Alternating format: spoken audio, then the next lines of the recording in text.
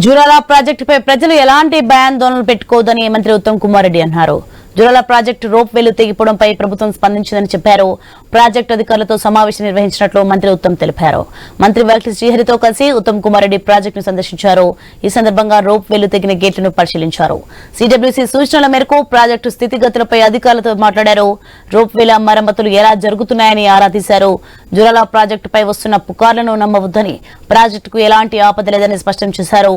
జూరాల ప్రాజెక్టుకు అదనంగా మరో కొత్త బ్రిడ్జి నిర్మాణానికి 100 కోట్లు కేటాయిస్తామని మంత్రి ఉత్తమ్ తెలిపారు.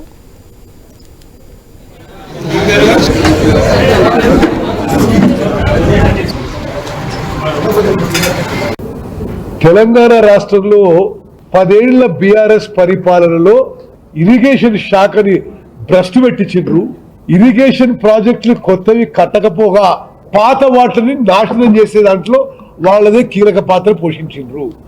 ఏ విధంగా అంటే 10 ఏళ్ల పాటు O&M మెయింటెనెన్స్ ప్రాజెక్ట్స్ కి అసలు చేయలేదు.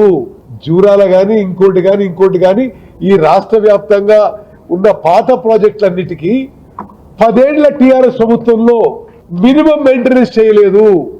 మరి ఇప్పుడు చిన్నాడి గారు చెప్పినట్టుగా ఎక్కడ పూడికతీత కానీ, వెజిటేషన్ గ్రోత్ కానీ, సిల్టేషన్ కానీ, సెడిమెంటేషన్ కానీ ఎటువంటి మెయింటెనెన్స్ అవసరాలున్నా 10 ఏళ్ల పాటు వాళ్ళు కాళేశ్వరం ప్రాజెక్టులో కమిషన్ల కకృతి కోసం పనిచేసే తప్పితే ఈ ప్రాజెక్టులు మెయింటైన్ చేయలేదు.